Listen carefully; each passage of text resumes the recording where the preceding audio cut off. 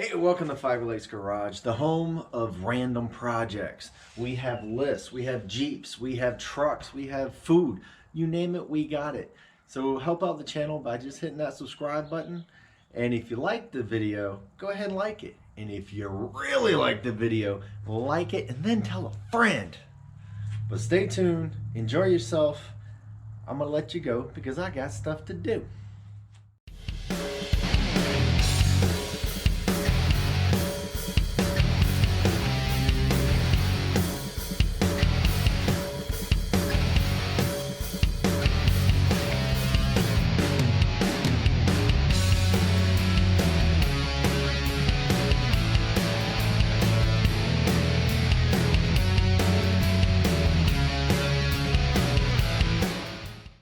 Hey, welcome back to the Five Lakes Garage YouTube channel. And today is a very special, oh my gosh, I can't exactly control myself because we got a project that's been on this board for a long time. Let's see here, we got shop stuff, we got the Dodge, we got a boat trailer, we got regular trailer. Hey, how about we still do some more stuff on the Taco? Okay, are we gonna put sliders on? Well, I got them almost done. You probably see, I'm not sure when that video will come out, but it's gonna come out soon. I got them made. I just gotta get some kickers to be able to put them onto the truck. That will be coming out soon. Then I get to mark that off. Rear bumper, front bumper, not quite yet. I kinda wanna get it up in the air first. And so first thing we wanna do is, bam, we're gonna put a lift on it. That's what we're gonna do. The 2019 Toyota Tacoma is gonna go up in the air. Not a lot, just about 3.5 inches or so. And then we're gonna put some 285, I think 285 70s, I think, on this thing to actually lift it up to make it look a little bit better. And it'll help make those sliders look a lot better as well. So let's go to the back of the truck, what's already up in the air because I'm so excited to get it done finally. Just so we can show you exactly what comes in the kit and what we're gonna do to actually raise this thing up in the air. All right, we are in the back of the shop, and if you can look behind me, look, it's partially clean. Christmas just came through. We got some really cool toys for Christmas. Santa was awesome. Love the dude. He's one of my favorite dudes ever. Mrs. Claus too, because we picked up a new toolbox, which is over there. Had to cut my workbench out so I can actually fit the darn thing. But that is up there. Everything is organized. I got metric on one side, SAE on the other side. I am so stoked with it. Even got a plasma cutter. Played with that some today too. But when the video comes out with the sliders, you'll see that here real soon. So what are we actually going to do today? Well, I got the butt end of the Toyota up in the air right now. And what we're going to do is install some giant leaf springs. Now I say giant.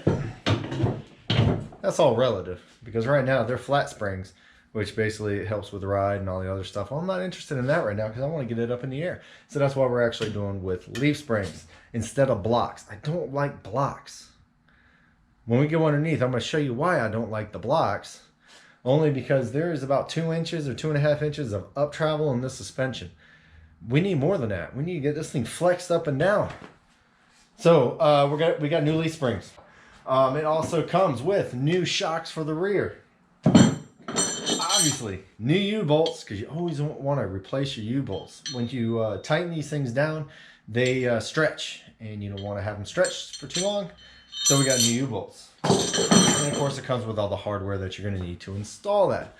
Well, you can't really have the back up and not the front. That's more of like a 70s rat rod, ooh, way up in the air. We don't want to have that stance. We want it even. So what are we going to do on the front? All right, the front of a 3rd gen Tacoma is IFS, so that's independent front suspension. So what we're actually going to do with that is replace the struts. So this is actually a coil with a shock in the middle. This was basically where your extra height is going to come from. Well, on some, don't fall. On some kits that are out there, they just come with a coil. They come with blocks, and yeah, they're real cheap. Didn't want to go with that route only because when you put on taller struts, then it's going to mess up your geometry a little bit. Well, we want to make sure your camber's right. So we got new upper control arms. Now this right here is actually going to, this should be bringing it out just a little bit to be able to help with the camber. Just keep in mind, you are going to have to get your truck realigned once you actually do this because you're changing everything. All the geometry and everything like that. You're going to tear up the tires.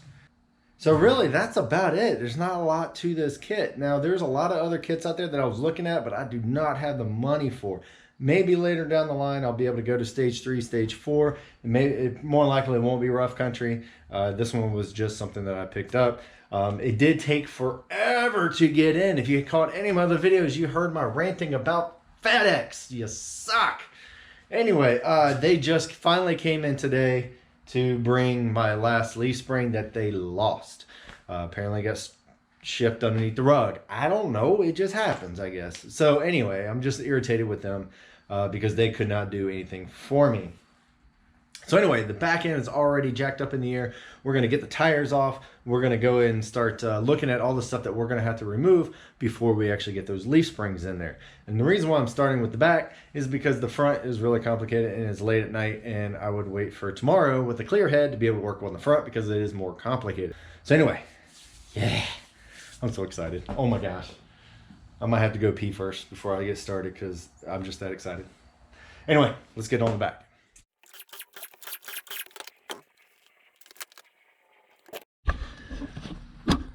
All right, so welcome to my little laboratory here this evening. And now this, I have the jack underneath the rear axle, and I collapsed it all the way up to where the jack stands are free and clear. Now the reason why I did that is to show you the reason why I wanted to get new leaf springs rather than use blocks. Now if I just use blocks, you basically take the U-bolts out and you put a little bit of a block right here, which will lower it down and they'll give you your lift. That's all fine and dandy when you go into the mall. Well, I do have other plans for this thing, one of them being that we will be going a little bit off-road. That's why I'm putting the sliders and the bumpers and the lift. But this will be the reason why I don't really want to have just blocks. So if you look up here, you're looking at about 2.5 to 3 inches of up travel. So this one tire can go up until it hits the bump stop. That will be your bump stop right there. We're going to be reusing this on the new lift, so I need to get that off. But this will be the main reason why I am replacing the leaf springs. Blocks are cheaper. It might give you the same ride height. I mean the same ride comfort, but I want clearance. So anyway, so what we're getting ready to do, we need to take off the emergency brake holder. That bracket should be on the new setup, hopefully. If not, then we'll have to modify something to actually make that work. I'm pretty sure we can figure that one out. Then we are going to go all the way up in there and undo that bolt. You got to undo the U-bolts and undo the bolt back here. And then you get this thing out of here. It is that simple. Also, the other thing that you need to do is actually get rid of the shock, because we got new shocks. But you can't put the new shock in before you get the leaf spring in, but hey, we will figure it out. Anyway, that's what we need to do. So let's get this guy out of here.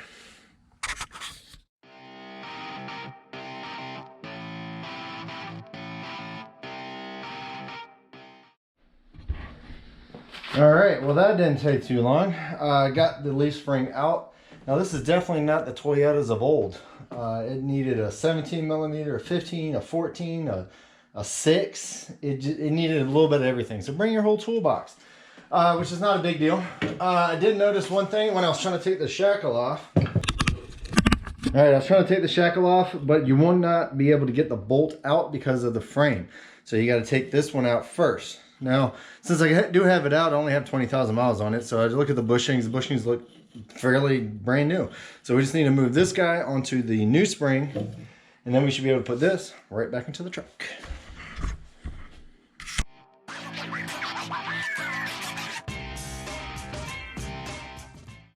All right, so the passenger side is pretty much done. I still need to get the other side in before I actually tighten all this up, because actually with the axle bent over that much, it's kind of in a bind. So I'm gonna do the other side, and then I should be able to tighten up my U-bolts. Just wanna make sure that your drift pin underneath is actually lined up and it's actually in the pocket. That's gonna center your axle back and forth. The new leaf springs do not have a bracket for the parking brake. So what I did was, take this bracket, take it off. I moved it up one notch. I had to pull it just a little bit, so it is a little tight over here, but it leaves me a little bit more space here. So instead of being there, I put it there. There's kind of 2 spots that it can actually have this bracket. So once I put that in there, this one right here was actually on this side on the old leaf spring. So there is a bracket right here. I pulled this bolt off and then drilled out. Thing you might want to do is actually this little sleeve. It's a protective sleeve. So right now, this is like the worst case scenario. So this is drooped all the way out. So you won't be on a ride height with this, but I just want to get this little protective boot inside this so that there we go. So that it has a little bit more protection as it's running, because as you going up and down, this is going to start rubbing and we don't want to break the cable. So there is a little bit of slack on that, and then like I said, this is drooped all the way out. So I'm going to get the other side real quick, and then we should be able to tighten everything down. Now again, all right, one thing about working on suspensions, you never want to tighten anything until it has this weight on it. We don't want to have to tighten it down and then it bind, and then you got to loosen it up and all the other stuff, and it causes problems. We don't want to do that. So I left everything finger tight, and then once I do the other side, we'll put the wheels back on, we'll lower it back down, and then we can tighten up everything. Yeah, I'm so excited. So far so good. It's kind of going in pretty easy, but this is the easy side. Let me go to the other side, and then we'll start tightening everything up. Be right back. All right, the back is basically done, and now these are the things that I kind of ran across. In order to get this bolt out of the bracket up here in the back, I had to lower the actual spare tire. It wasn't that big of a deal, but I could not get the bolt out without forcing it. I didn't want to force it, so I just took it out. I didn't take it out, I just dropped it. Anyway, so I put my shocks on, and basically the same thing as taking them off, same thing. Now when you put the U-bolts in, make sure that they're all pretty much even. You do want to torque them down, but make sure that they're even. Don't have one hanging out this much and the one hanging out this much. It's not even. Make sure it's even. Do a diagonal, crisscross, whatever you got to do in order to get an even pressure on both sides. Now, a couple other things that you really want to look at when you're lifting any vehicle. These vehicles are not really designed, especially these later models, to be modified in this way. Now, we're only putting a 3.5-inch lift. So it's not that huge of a deal. If you're putting on a 6-inch lift, it's a whole lot more stuff to do. Now, one thing that I did do, and one of the things you need to keep an eye out for, will be your brake lines. Now, in this particular case, all right, we have our parking brake, which we have some slack in here. I did do the same thing on this side that I did on the other, where I moved the bracket and moved this bracket. Now, these are nice and secure. It should not rub against the tire. Good. Now, the other thing you need to look out for will be your brake lines. Right now, I have this will be my right side, this will be my left side. Well, actually, I'm sorry, the other way. That's my right side, this is my left side. Now, you can see that right now, this is completely drooped. This is the worst case scenario for this rear differential. Now, I'm jumping over a canyon, I'm jumping over a river, maybe hit a curb at the mall, I don't know, whatever it is, worst case scenario. Completely drooped out. The shocks are actually my bump stops at this point, or my limiting straps. So I still have slack in these. Now, I did not have that much slack in there because it was a little bit tight. Now, at regular ride height, you have plenty of room. But like I said, worst case scenario. So what I did was actually take a pry bar, and I took it underneath this bracket, and I just pried it up. And what that's going to do is actually just make this angle a lot better. Before, it was more than a 90 degree, not a good deal, especially for brakes. You don't want to rip this off because then you don't have brakes, and you don't want to do that. Also, some other things you need to look out for. When you put this shock up here, these two bushings are so tall that I had to use a pair of vice grips that I use when I weld to actually get up here and squeeze it enough to be able to get that nut off. Once the nut is started, then it's easy to get on. So the only thing we have left to do back here would be jack it up, put some wheels on it, and put it on level ground, and then tighten everything up. Everything we have up here is basically finger tight. Don't want to cinch anything down until it's at ride height because you don't want it to bind. So anyway, I'm going to put my tire back on, my spare tire, jack it up, wheels, tires. Then we'll see how high she sits. Yay! All right, so the rear is actually done and is sitting on its own weight. I'm going to crawl under there and tighten everything up just to make sure everything is nice and torqued down. Also, don't forget to re-torque your lug nuts. That is huge. You don't want your darn tire to beat you down the highway. Torque them down. I usually torque mine about anywhere from 100 to 110 foot-pounds. Make sure you do it. Don't use an impact when you actually put the wheels on, because sometimes it does stretch the lugs, especially if you have a really high-end impact. Mine's not that high-end, but I still like to use just the little electric drill. It's actually a nut driver for screws, but hey, it works good for that as well. Wow, that's a lot taller, especially since I got the stock tires still on there. We haven't quite raised enough to put new tires on it, so it's going to ride around looking goofy. So yeah, check it out. A lot higher in the rear, and it's still going to go up another 1.5 inches once I put some tires on it. Right now these are 265. We're going to go to a 285. So it's gonna fill in that wheel well a little bit better, fill in the height a lot better, and we should be in good shape. So anyway, it's getting late. It is New Year's Eve. We'll see you guys tomorrow morning. I'm tired. I'm gonna go to bed. Bye. All right, so we're ready to get onto the front. Now I do have it jacked up. Put jack stands underneath it. Always use jack stands. Don't just use your jack because the hydraulic, it could leak and actually crush you. So don't want to do that. So I got it jacked up way up in the air. Make sure that your jack stands are far enough forward that you don't tip forward. All the safety stuff.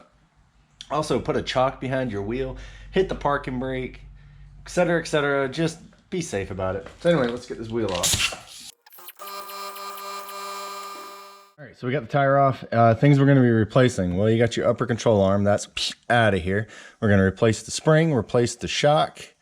We're going to disconnect the sway bar, and we got to reconnect it once we actually put everything in. We just want to get it out of the way so we can actually get to some of the parts. Also, you have your ABS brake, ABS sensor stuff. Pull that off, and we'll figure out how to mount that once we put the kit in. So anyway, let's get all this stuff off. We're going to drop knuckles. We're going to drop the pretty much every darn thing else. So in order to get this guy off here, what we're going to do is pull the pin, pull the nut off, and then we're going to hit it with a hammer right here. It's got this little flat spot right here. That's for where your hammer. And basically all you're trying to do is shock it to the point of actually coming off. It is a tapered fit, and it's been up there for a little bit, so it will be able to come off. All right, let's grab some tools and get this crap off. All right, I apologize for the fan noise in the background, but it is hot. It might be January, but it is like 75 degrees out here and very, very humid. All right, so what we're gonna do on this side, we're going ahead and take the tie rod off, maintain your nut, maintain your cotter pin. You can replace those if you want. We're also gonna get the sway bar out of the way just so we can get this out, and it'll be a lot easier.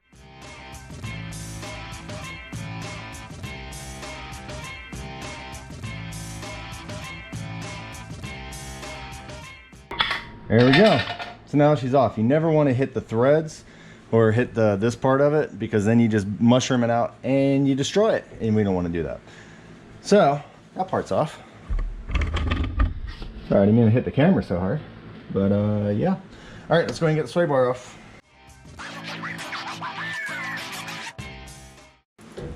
All right, one thing that I like to do is I always put the nuts back onto where they're going, just so later on you're not looking for it all the time. So in order to get this guy out of the way, we're gonna have to pull the other tire off and actually pull that off so we can swing it all the way out of the way. So I'm gonna go to the other side, get that done, come back and pull this crap out. Yay! All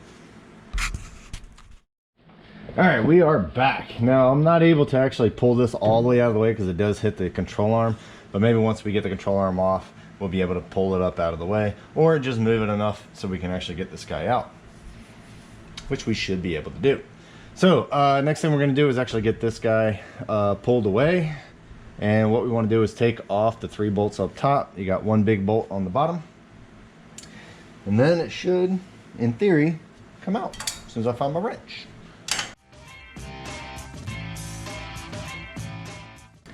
All right, one thing you need to do when you are taking the strut out is that you need to remember the orientation of this bolt. If you flip it around and go the other way, the CV joint or the drive axle, whatever the heck this thing is, actually it could interfere with the bolt. So make sure you have it going in the right direction. Also, when I pull this off, things are going to want to droop. have a jack stand underneath because you don't want to drip it too much, because then your CV axle will possibly come out, and you don't really want to do that because then it seals and all the other crap. So put a jack stand underneath so that it doesn't just go and fall off, especially when you pull that off. So anyway, let's get this guy out.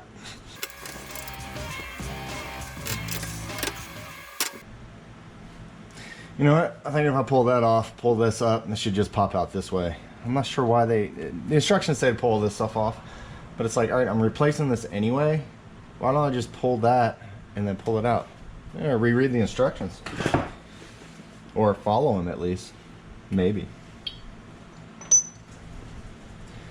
All right, just keep in mind, Toyota has these weird looking clips. You just got to pull this away from the king nut and then pull it right out. So don't force it or you'll bend it and then you can't use it again. All right, I'm getting ready to hit this with the hammer. Back your nut off all the way except for maybe half the nut. In that case, if there's anything preload or it's not gonna sit there and bust your kneecap, just keep that up there. It'd be safe. And of course, I'll put my hammer on the other side.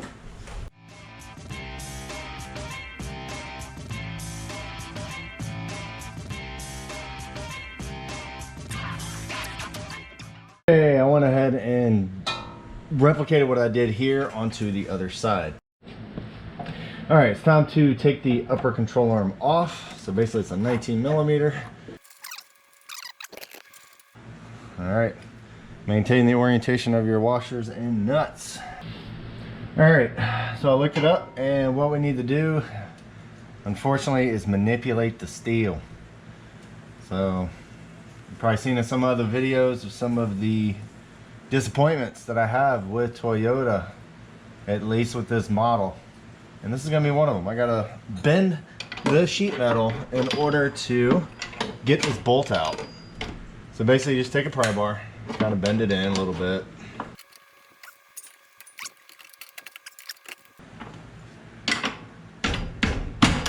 There she goes. So what I'm gonna do is actually just get access. I'm gonna go ahead and pull this cover off. I do have more of these pins, so if I destroy them, should be all right. And they should be able to reuse that. All right, so basically the tool I'm using is just actually it's a tab tool, usually used for interior, but they seem to work really well for these little tabs right here. Alrighty, well, that is one heck of a bolt. All right, so in order for me to get that out, there's a little tab right there. You go from the other side. It's just a wire that kind of gets in the way. I didn't want to destroy it by forcing the bolt out, so I just pulled it away from the actual sheet metal. I got in there with my little tool, boom, popped it out, and then that was able to come out without too much issue. So let's go compare these two together and see what the difference. All right, so as you can see on the table, we have the old one and then we have the new one. Now, some of the differences between the two. One, I'm gonna say strength, because this is solid. It is aluminum, but this is steel, but then it's all hollow. So it's okay for stock stuff, but we're gonna put a little bit bigger tires, so we wanna have something a little bit beefier. So if you look at this angle here and look at this angle here, the actual ball joint is spaced back just a hair in order to help you with your camber and all that type of stuff. And also pulled out just a hair as well. Now, as far as the stock, struts, let's get it up. There's your height difference. It's about 3.5 inches. Most of it is in the shock tower itself. So the spring is basically the same length. It's just that you have a longer shock for it. So, all right, so we're gonna put some of that in there, and then the next step would be to put on some spacers for the differential. Just gonna drop it down just a hair in order to help with drive angle.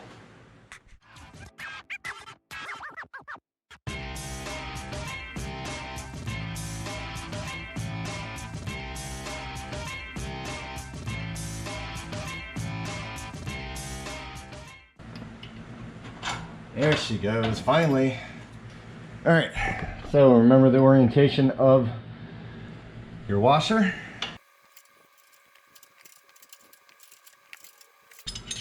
All right, factory torque. Actually, I don't see if I can get actually a torque wrench in there. So when in doubt, crank it out. Why not? Anyway, she is up there. Okay, so don't forget to plug your cable harness back into the slot because you don't want that rubbing on anything. Okay, let's grab this strut. Let's see what we got. All right, I'll admit it, I did read the instructions because I wanted to make sure I get the order correct. So what I'm gonna need to do now is actually take the skid plate off so I can put those spacers in underneath the differential to be able to lower it down. So that hopefully will help with the drive angle and help it from binding up as I'm installing it. So it's a 12 millimeter, take the skid plate off and kind of go from there. See what we got.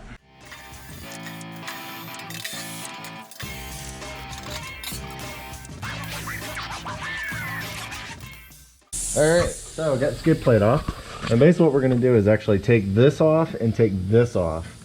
And what that's gonna do is actually bring this down so we can put our pucks, which is basically just a 1/2 inch aluminum spacer in between the frame and the actual differential. Here's a question for all you Toyota fans out there. On my catalytic converter, I have a heat shield. On this side, I do not have a heat shield. Is there a particular reason why? Or did it fall off and I need to get a new one? Or was it taken off? I don't know. That's my only problem. Yeah. With my leaky air gun.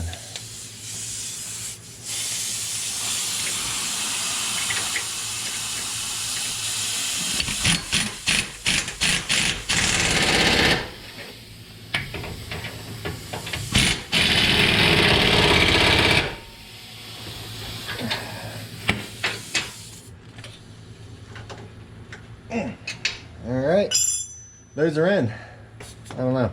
Anyway, it says instructions come up about 4 inches, open an inch, and just kind of cut this out so it doesn't rub. But I think I'm just going to take my pry bar and manipulate it, since that's the theme of today, apparently.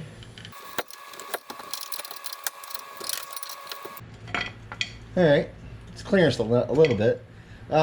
If I need to, I can pull this back off and just kind of clearance that. I mean, I'm sure they put it in the instructions for a reason.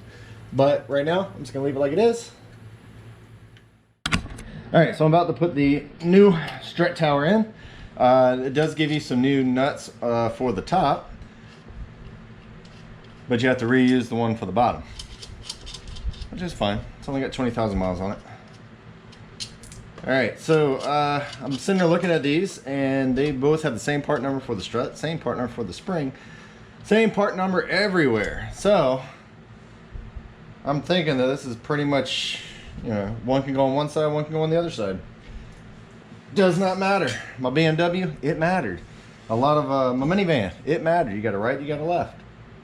But on this particular one, I don't think it matters. Well, we're gonna find out together. And if I'm wrong, tell me in the comments. Because I am not a professional.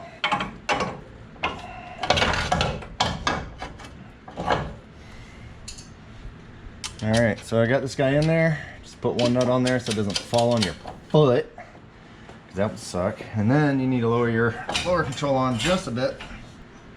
Alright, so let's go ahead and put our bolt in. Down here at the bottom, remember the orientation. Have it go out.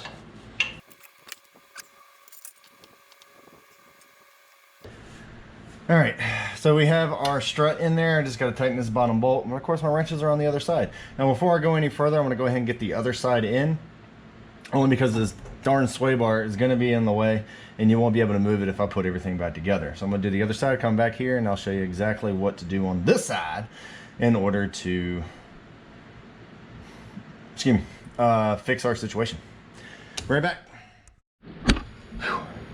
Alright, we're back in the shop. Had to go inside, grab me something to eat, use the bathroom again. I think that might be another video coming up soon. I need a urinal in here. Anyway, so we have the spacers in. We have the knuckle attached to the upper control arm. Of course, I got it all greasy. Got to clean that off because you want this stuff looking pretty. Anyway, so basically it's reassembled just like we disassembled, and then we're going to check for clearances and stuff like that. We're going to do both sides. We're going to turn it lock to lock to make sure nothing binds, your CV axles don't bind or anything like that. And then we'll check it from there. So just reassemble just like we disassembled. Oh yes, I had to put the bandana on. Like I said, it is humid. Sweating.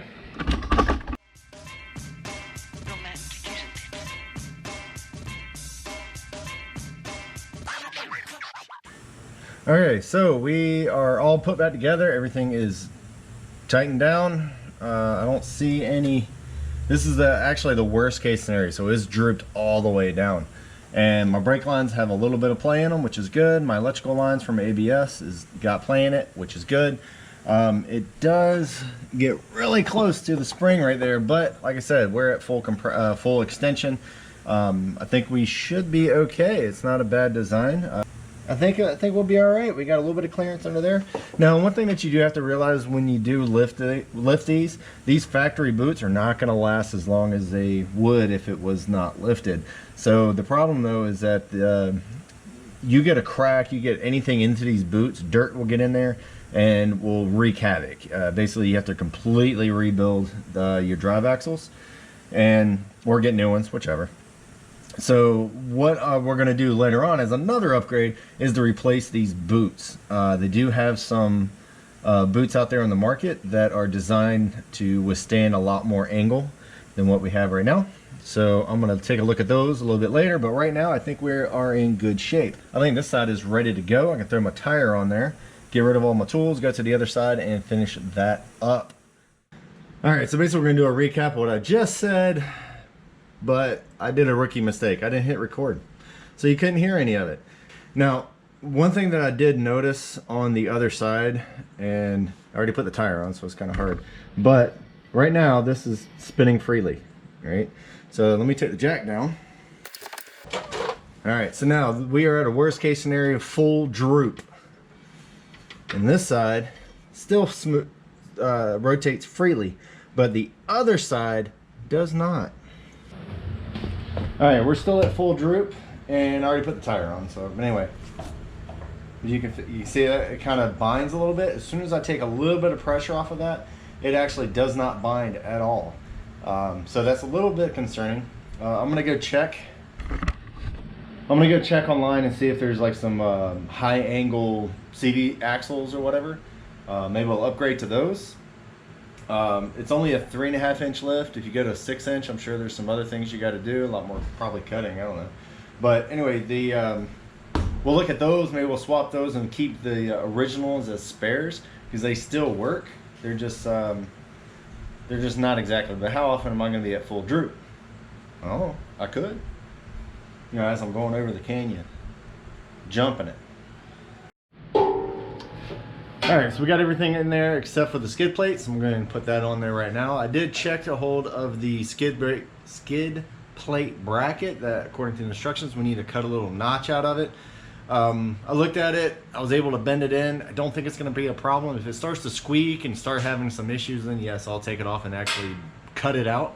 I was just trying to limit any cutting so far because it's kind of a new truck. I don't want to mess it up. So anyway, I'm going to throw this on there and then we're going to get it out in the sun, put it on its 4 wheels and see what she looks like. So the other thing that we need to do is actually grease the ball joint.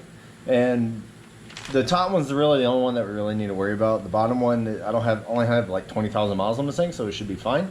But, so if you take your cap off the top, which is just a little cap, says RC, you just kind of pop it right up. It's just a piece of plastic. Get yourself a grease gun and grease the Zerk fitting on top. Now what you want to do is actually put some grease in there, but don't put too much. I can actually feel it inside the boot, because if it starts easing out of the boot, that means your seal is compromised and you don't want to do that. So just make sure you got some in there because you don't want it to squeak and fail prematurely. Alright, so I'm going to put some grease on this side, put some grease on the other side, put the wheel back on, and then we're going to see what she looks like. I promise this time. I know I've said it a few times, but I keep remembering things that I forgot to do. Anyway, grease, tire, get it on the road. Let's go. Alright, so that was a really quick, well, I won't say really quick, but you know, hey, we got a lift on. It's 3.5 inches taller. It should be able to fit some 285s, no problem. Now, going to 285, I believe 70/16s, I'm going to keep the stock wheels. So that means I'm not going to be altering the offset. According to Rough Country, what I'm going to need to do is actually put some 1/2-inch spacers on. Alright, if you caught some of my other videos, I did pick up some 1.25" Spider Tracks spacers. And these are hub centric. So if you are going to do spacers, please go hub centric because that's what Toyota likes to do. So I picked up these and I had them on there, and then I took them off because I was towing with it. And I didn't know how well these things will hold up while towing because it was kind of a heavy trailer.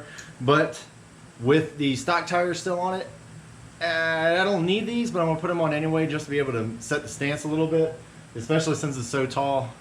It kind of looks funny because I don't have tires for it yet. But that's one thing I need you guys and girls to do for me. Get down into the comments. Let me know what type tire I should put on there.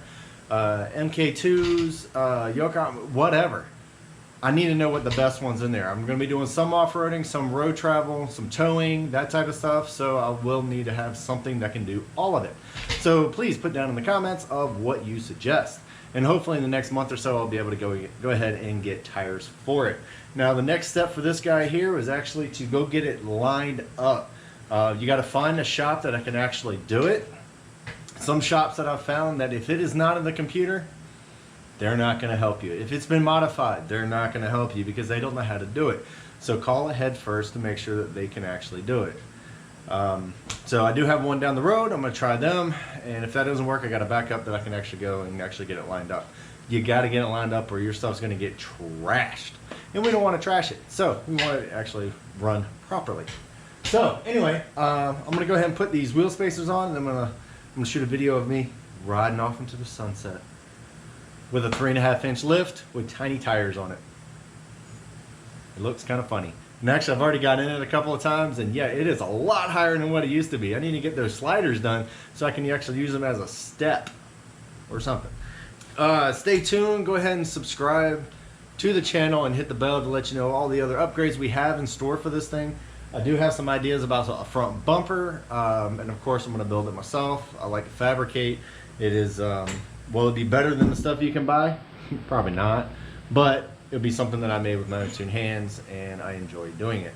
Now, I do believe it's going to be a shorty bumper with a winch in the middle, with some big D-rings and that type of stuff, so it should be pretty cool. I don't really want to cut up much of it if possible, but I do want to put some bumpers on this thing, especially in the back. I'm not liking it anyway. Anyway, yeah, take it easy, have fun, enjoy your Tacoma.